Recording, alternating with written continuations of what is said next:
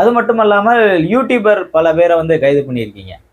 அதாவது தமிழ்நாடு அரசின் உண்மை சரிபார்ப்பு குழுன்னு ஒன்று வச்சிருக்கீங்க, ஃபேக்ட் செக் பண்றதுக்கு. அது வதந்தியா இல்லையான்னு ப்ரூவ் பண்ணுங்க. இது கருத்து சுதந்திரம் கருத்து சுதந்திரம் பேசுற திமுகவே வந்து இப்படி பண்ணா எப்படி கருத்து தெரிவிப்பாங்க? இல்ல அவங்க பேசுறது பொய்ன்னு சொல்லுங்க. கருத்தே சொல்லக்கூடாது அப்படின்னு சொல்றது இது எந்த விதத்துல நியாயம்? இதில் எல்லாவற்றையும் தாண்டி இந்த விசாரணை குழுவை பார்த்து ஏன் திராவிட முன்னேற்ற கழகம் அச்சப்பட வேண்டும்?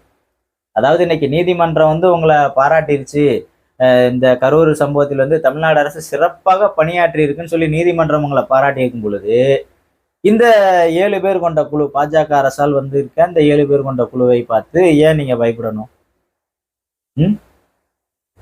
அதாவது அவங்க வந்து உங்களுக்கு எதிரான கட்சிக்காரங்க தான், நான் இல்லைன்னு சொல்லல. நீங்க தான் சரியா செயல்பட்டுட்டீங்கல்ல.